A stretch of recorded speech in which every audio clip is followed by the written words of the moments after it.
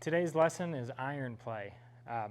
Irons are very important. Obviously, there's no part of the game that is more important than the rest, but the idea is in a typical round, you're going to hit your irons more frequently because of par threes and par fours than the rest of your clubs. So we really want to perfect our irons or get very, very comfortable with our irons.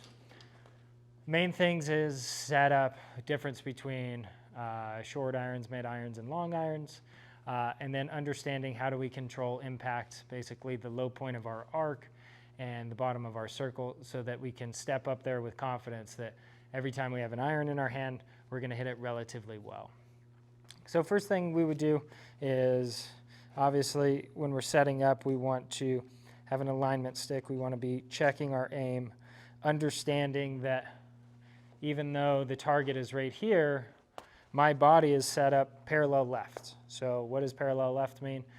My shoulders, hips, knees are aimed parallel left of the target. So we're not setting up here, and we're definitely not setting up here. So setting up in a way that we can ensure that I'm set up with my body parallel left starts to help with that club path.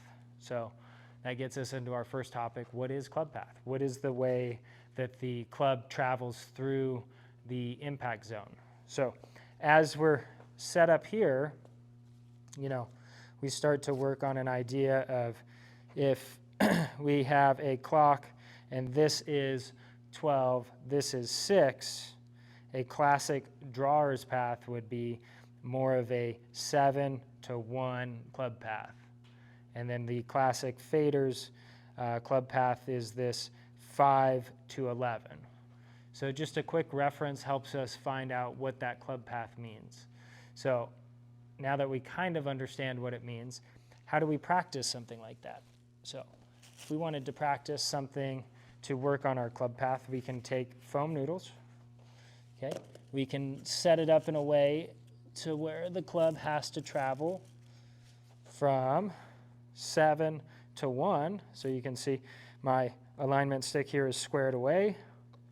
And then I have these noodles referencing the club path that I want to swing with. So I could set up, I can hit a couple balls, either fast, normal, slow. So let's do one slow first. So you can see my club path went through there without a problem. Now, we're using the TrackMan today, so you can see on this bottom left number here that that's a positive 10.6, meaning 10 degrees in to out.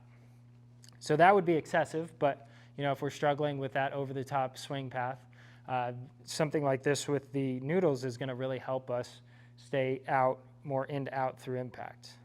I can even square it away. Let's say I'm really good at that 10-degree club path.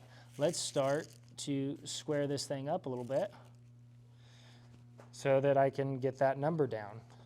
Okay, set up. Let's do it slow again. Okay, noodles don't move, and then we can see I went from a 10-degree club path to a 3-degree club path. So that would be a little bit easier. That'd be a little bit more consistent than the 10. Okay, so now that we've kind of gone over that club path a little bit, we want to start kind of referencing how do we make a little bit more solid contact. As we know, winters get a little cold out there, and these indoor hitting areas are starting to pop up all over the place, which is great. But then that number one complaint I get is like, yeah, I'm good on a mat. How do I know that I'm good on turf? And it's like, okay, well, if we want to practice that, let's take a towel here. Okay, we'll set up a towel about 2 club heads behind a ball. Okay, so I'm set up here, measure it out real quick. 1, 2. So now, what am I working on? I'm trying to make sure that my club is moving down through impact. So if I'm set up here, I got that towel behind me. Let's say I take it up and I don't manage that low point, so I move the club a little bit more like this. You can see now that towel would move. So it doesn't matter if you were on a mat or grass, that's obviously not going to be a good strike for an iron. Okay, let's see if I can do it without having that towel move. Okay, with a drill like this, I'm now managing the low point. So as we can see, towel didn't move. I was able to strike the ball, felt good. So regardless if I was on turf or these mats that we have in here, that's going to be a solid strike with an iron. So practicing like that helps us practice a little bit more efficiently. Now that final topic of iron play would be more or less distance control, which is going to be covered with how solid, how centered do we hit each shot. So not everybody has, the speed trap. That's why we have, the noodles and things like that. But every good iron player would be able to set up on a speed trap and be able to make some swings to where we're managing that centeredness of the strike. So if I'm set up here, I got to move this club in a way to where it's coming down and it's missing the red pylons here. If I'm coming here and I clip this one, I'm probably going to hit it a little bit off the toe. If I come out here over this way, I'm probably going to hit a little bit off the heel.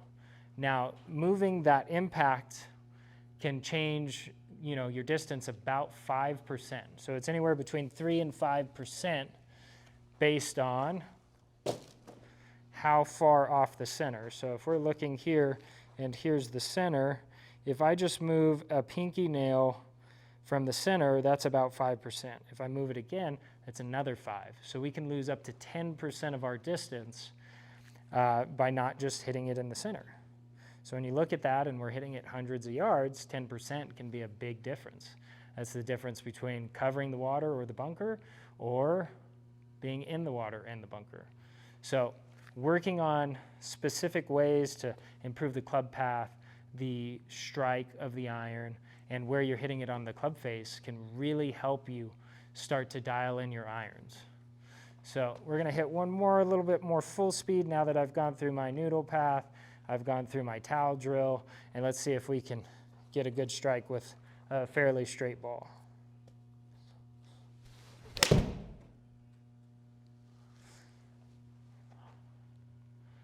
So fairly straight, give those things a shot for me and let me know how it goes.